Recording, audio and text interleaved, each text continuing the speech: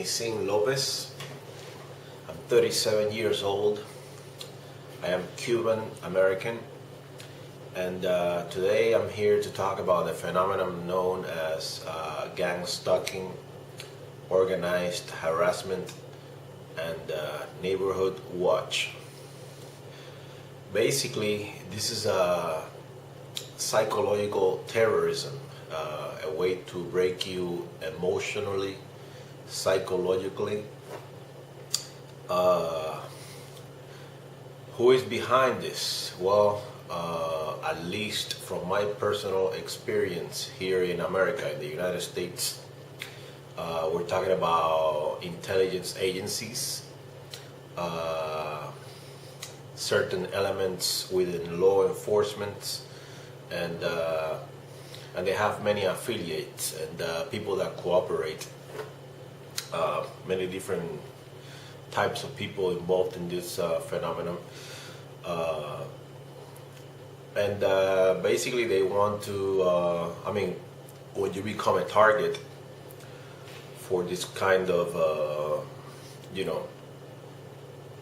this kind of phenomenon. Like I said, they want to break you emotionally and psychologically.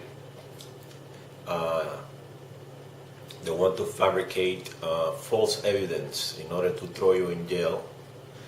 They want to make you look like a pathological monster in the eyes of society. They definitely will do their best to throw you in a psychiatric institution in order to demolish your testimony so that your word won't be reliable. So basically, gang stalking and organized harassment, however you call it, is a way of killing a person, pretty much. They might not kill your body physically, but they kill you emotionally and psychologically. It's terrorism.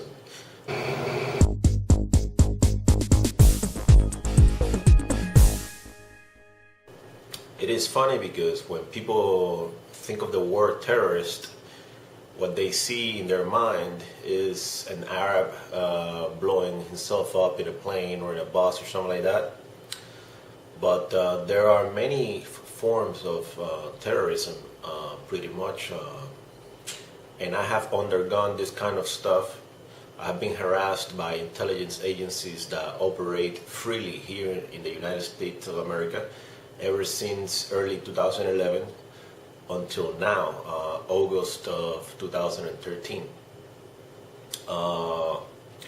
In December 26th of the year 2012, after being bombarded with psychological torture, like basically absolute devastation of my being on behalf of these intelligence agencies and the corrupt elements within law enforcement here in Miami, Florida, and all the people that cooperated with them, they wasted me. They destroyed me psychologically and emotionally until I ended up in a psychiatric institution on December 26th of 2012. I was there for like about 2 weeks, and then of course, once you end up in a psychiatric institution, that's it, your testimony is demolished. This is done on purpose, so that when you do what I'm doing right now, like revealing myself to society, like basically relating my experience to you, the viewer, so that my testimony won't be valid.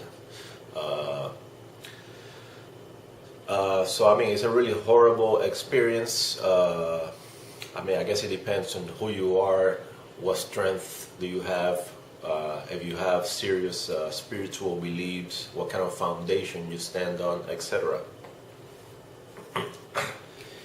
In my personal case, this happened to me. I have a very long and complicated story, but this happened to me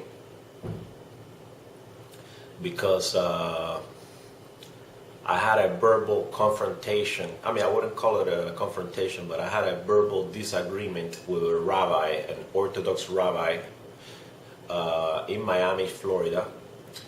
His name is Shmuel Gopin. He's a rabbi from Chabad Lubavitch of Midtown in Miami, Florida. Rabbi Shmuel Gopin of Chabad Lubavitch of Midtown in Miami, Florida. He's married to a lady from Argentina named Hannah, and he's a representative of Chabad in Miami, Florida.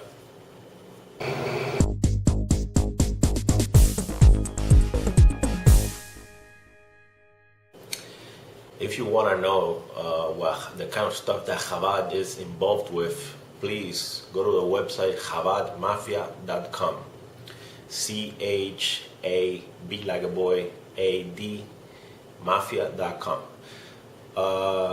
Basically, this rabbi didn't like a few things that I said to him, and he has many friends in high places.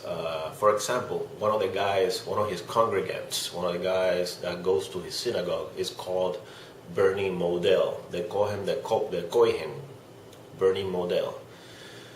Bernie is pretty much the personal bodyguard of Rabbi Gopin. He always carries a gun with him. I believe, if I am not mistaken, that he's an ex-law enforcement, and he has friends in law enforcement here in Miami, Florida. Excuse me. And he has friends in the FBI as well.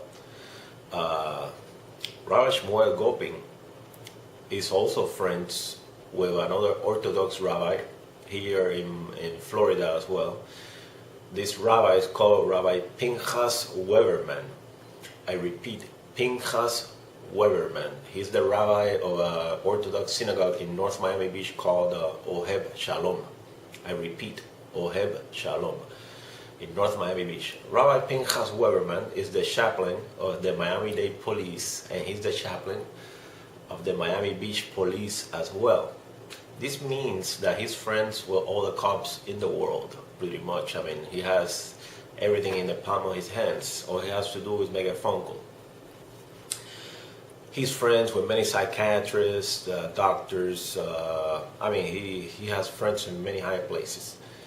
I also did a presentation in Miami-Dade College in the Hialeah campus. I made a politically incorrect presentation in late 2009. I did this presentation, it was about September 11th, by the way. I did this presentation in the class with a professor named Sherry Sinkoff. Sherry Sinkoff is a Jewish woman from Brooklyn, New York. And she didn't like my presentation.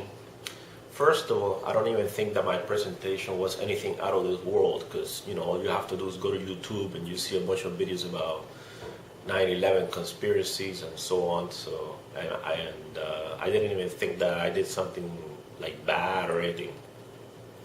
I just, you know, stated my point, and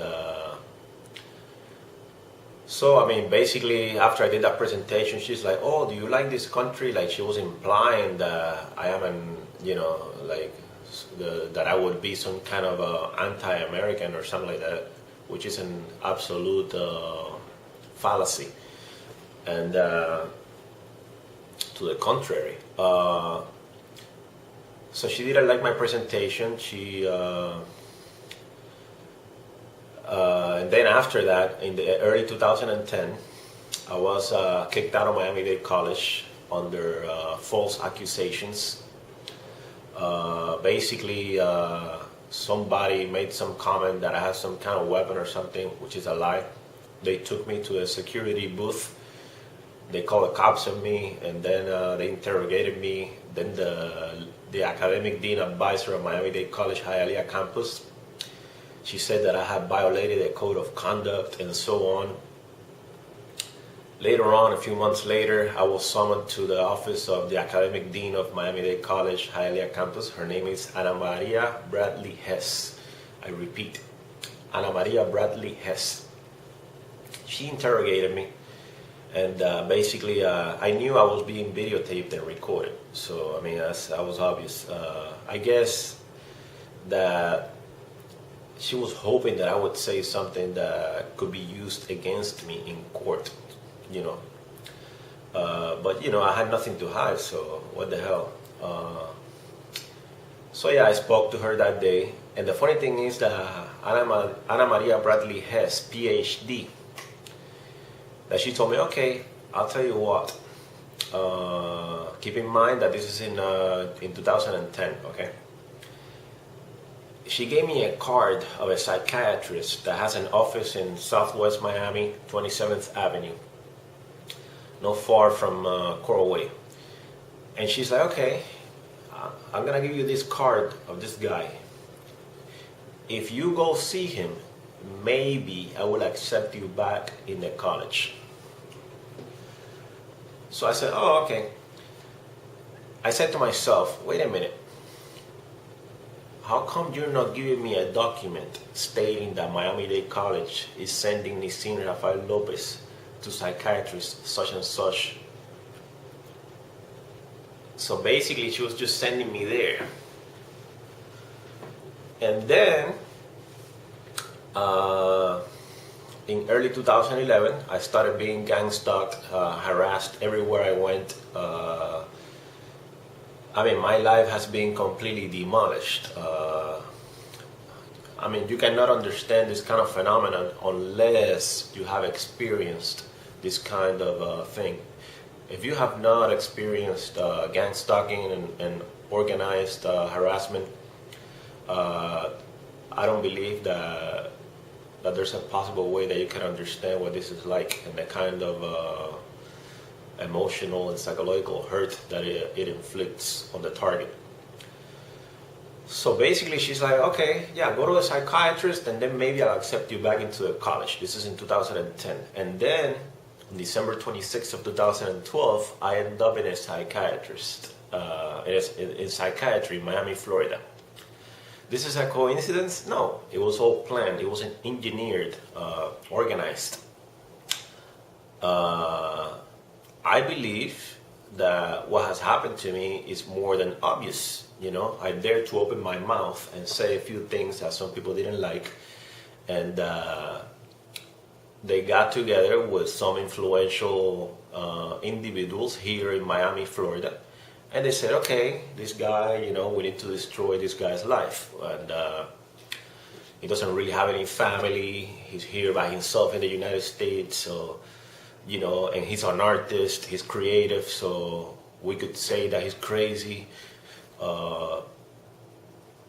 The only problem with this guy, meaning me, is that he doesn't do any drugs, he doesn't drink, he doesn't smoke cigarettes, so we're gonna have to find a way to make it look bad in the eyes of society. So they have done everything possible. I mean, things that you cannot even possibly begin to imagine, to destroy me and to make me look bad in the eyes of society. Thank God I have some kind of, I will call it psychic intuition. Plus I've been reading all my life. I guess reading did something good for me in the end. And so yes, this has happened to me in the United States of America. Keep in mind that I am a naturalized citizen of the United States of America. I am not a resident, you know, I am a citizen of the United States.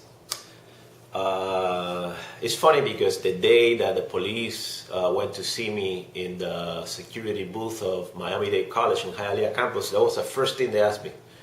Oh, are you a citizen of the United States? I guess they were trying to see if they could deport me or something, maybe. So yeah, this is the phenomenon known as organized harassment, gang stalking, neighborhood watch.